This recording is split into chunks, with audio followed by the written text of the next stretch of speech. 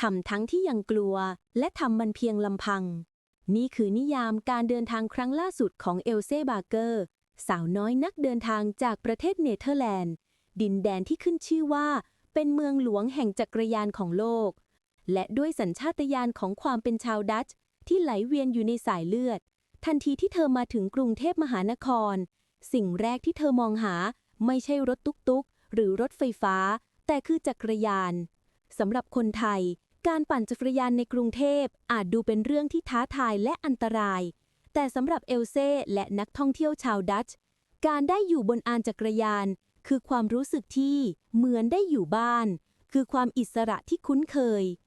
เธอจึงไม่ลังเลที่จะจองทัวร์ปั่นจักรยานสีเหลืองเพื่อออกสำรวจเมืองในมุมมองที่แตกต่างแต่ดูเหมือนว่ากรุงเทพจะเตรียมบททดสอบพิเศษเอาไว้ต้อนรับเธอเพราะในช่วงที่เธอเดินทางมาถึงเป็นจังหวะเดียวกับที่ประเทศไทยกำลังเผชิญปัญหาน้ำท่วมในหลายพื้นที่ซ้ำร้ายในกรุงเทพยังเจอกับปรากฏการณ์น้ำทะเลหนุนสูงส่งผลให้ระดับน้ำในแม่น้ำเจ้าพระยาล้นทะลักเข้าท่วมท่าเรือหลายแห่งจนเจิ่งนองภาพในวิดีโอของเธอเผยให้เห็นนาทีชีวิตที่ทั้งทุลักทุเลและน่าประทับใจเมื่อขบวนจักรยานของเธอต้องเดินทางไปขึ้นเรือข้ามฟากแต่เส้นทางที่ไปนั้นจมอยู่ใต้น้ำเสียแล้วแทนที่ทัวร์จะยกเลิกหรือเอลเซ่จะถอดใจภาพที่ปรากฏกลับกลายเป็นการผจญภัยที่เต็มไปด้วยรอยยิ้มเราได้เห็นภาพของพี่ๆทีมงานคนไทยที่กระโดดลงน้ำช่วยกันเข็นรถจักรยานสีเหลืองฝ่ากระแสน้ำท่วมขังอย่างแข็งขันดูแลลูกทัวร์ชาวดัตช์อย่างดีที่สุดจนเอลเซ่เองก็ทนอยู่เฉยไม่ไหวเธอยอมถอดรองเท้าผ้าใบสีขาวคู่เก่งโยนใส่ตะกร้าหน้ารถแล้วเดินลุยน้ำเท้าเปล่าไปพร้อมกับทีมงานเปลี่ยนจากทริปปั่นจักรยานชมเมืองสวยหรูกลายเป็นทริปสู้ชีวิตที่เปียกปอนแต่เต็มไปด้วยมิตรภาพหลังจากผ่านด่านน้ำท่วมมาได้เอลเซ่ก็ได้พาจักรยานคู่ใจลัดเลาะไปตามตรอกซอกซอยเล็กๆของเยาวราชและฝั่งธนบุรีสัมผัสวิถีชีวิตชุมชนที่ซ่อนอยู่หลังตึกสูงแวะไหว้พระและซึมซับบรรยากาศที่หาไม่ได้จากที่ไหนในตอนท้ายของคลิปเอลเซ่ถึงกับออกปากให้คะแนนทัวร์ปั่นจักรยานครั้งนี้10 เต็ม 10แบบไม่มีหักเธอบอกว่ามันคือประสบการณ์ที่คุ้มค่ามากการที่ต้องลุยน้ำหรือเดินเท้าเปล่ามันไม่ได้ทำลายความสนุกเลยแม้แต่น้อยแต่มันกลับเป็นสีสันที่ทำให้เธอรู้สึกว่านี่แหละคือกรุงเทพที่แท้จริงเมืองที่ไม่ต้องสมบูรณ์แบบแต่เต็มไปด้วยชีวิตชีวาและการแก้ปัญหาเฉพาะหน้าด้วยรอยยิ้มและสำหรับสาวดัตช์คนนี้การได้ปั่นจักรยานลุยน้ำในกรุงเทพคงเป็นเรื่องเล่าสุดมันที่เธอจะไม่มีวันลืมไปตลอดชีวิตและเรื่องราวของเอลเซ่ไม่ใช่เรื่องบังเอิญของผู้หญิงคนเดียวแต่ดูเหมือนว่าการปั่นจักรยานจะฝังอยู่ใน DNA ของชาวเนเธอร์แลนด์ทุกคนจริงๆเพราะยังมีอีกหนึ่งวิดีโอจากกลุ่มนักท่องเที่ยวชาวดัตช์ที่ออกมายืนยันความเชื่อนี้พวกเขาเล่าว่าสิ่งแรกที่พวกเขาเลือกทำทันทีที่ล้อเครื่องบินแตะพื้นรันเวย์สุวรรณภูมิไม่ใช่ไปเดินห้างตากแอร์หรือนอนพักที่โรงแรมแต่คือการมุ่งหน้าไปหาจักรยานเพื่อปั่นสำรวจเมืองพวกเขาบอกว่าท่ามกลางการจราจรที่ขึ้นชื่อว่าวุ่นวายที่สุดในโลกการปั่นจักรยานกลับกลายเป็นวิธีที่ดีที่สุดในการค้นพบเสน่ห์ที่ซ่อนอยู่ของกรุงเทพมันคือการพาตัวเองเข้าไปสัมผัสสายลมแสงแดดและรอยยิ้มของผู้คนในระยะประชิดซึ่งการนั่งอยู่บนรถตุ๊กๆไม่สามารถให้ความรู้สึกนี้ได้เลยคำยืนยันจากปากของชาวดัตช์เหล่านี้พิสูจน์ให้เห็นว่าสำหรับพวกเขาแล้วกรุงเทพมหานครไม่ได้มีไว้แค่มองผ่านหน้าต่างแต่มันมีไว้เพื่อปั่นจักรยานเข้าไปสัมผัสให้ลึกซึ้งถึงหัวใจและเมื่อคลิปวิดีโอการปั่นจักรยานลัดเลาะกรุงเทพของเหล่าชาวดัตช์ถูกเผยแพร่ออกไปพื้นที่ในช่องคอมเมนต์ก็ได้เปลี่ยนสภาพจากกระดานข้อความธรรมดากลายเป็นสมุดบันทึกความทรงจำเล่มใหญ่ที่ทำให้นักเดินทางจากทั่วทุกมุมโลกได้ย้อนเวลากลับไปหาความสุขที่พวกเขาเคยสัมผัสในเมืองไทยคอมเมนต์แรกที่สร้างความประทับใจและทำให้เราเห็นภาพความยิ่งใหญ่ของทัวร์จักรยานสีเหลืองนี้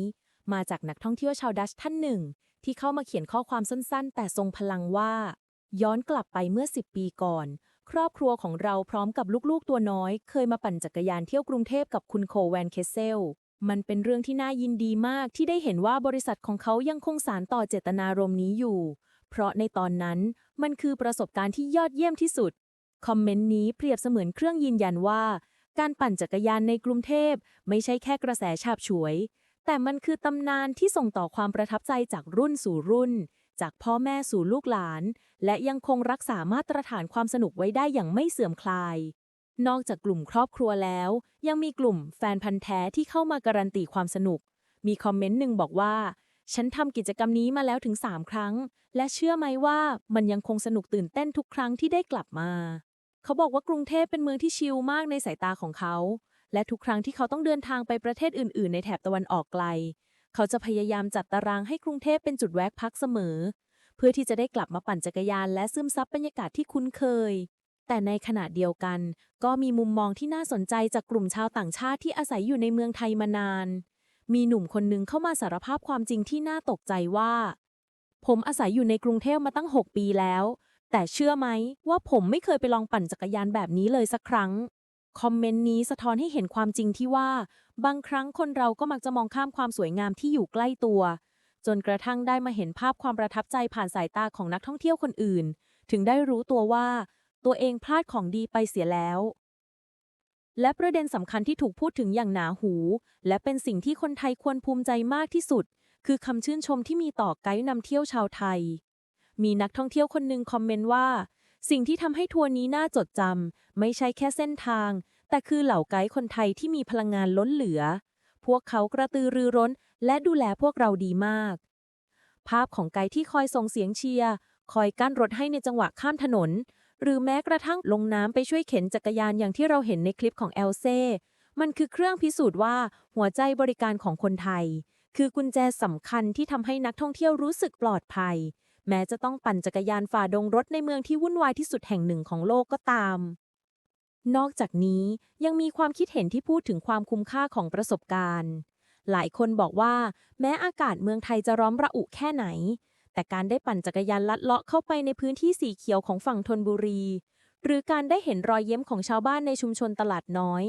มันคือรางวัลที่คุ้มค่ากับเหงื่อทุกหยดที่เสียไปมีคอมเมนต์หนึ่งสรุปความรู้สึกไว้อย่างน่ารักว่าใช่แล้วมันร้อนมากแต่มันสนุกมากเช่นกันการได้พาเด็กๆไปปั่นจักรยานที่กรุงเทพเมื่อซัมเมอร์ที่แล้วคือการตัดสินใจที่ถูกต้องที่สุดบทสรุปจากช่องคอมเมนต์ที่เต็มไปด้วยรอยยิ้มนี้ทำให้เราได้เห็นว่าจักรยานไม่ใช่แค่พาหนะแต่มันคือเครื่องมือที่ช่วยล้ลายพฤติกรรมและช่วยพังทลายกำแพงระหว่างนักท่องเที่ยวกับคนท้องถิ่นลงทำให้ชาวต่างชาติได้เข้าไปสัมผัสความเป็นไทยในระยะประชิดและทำให้พวกเขารู้ว่าภายใต้ตึกสูงระฟ้าและความทันสมัยกรุงเทพมหานครยังคงซ่อนเสน่ห์วันวานและความอบอุ่นเอาไว้ในทุกตรอกซอกซอยรอให้ใครสักคนปั่นจักรยานเข้าไปค้นพบ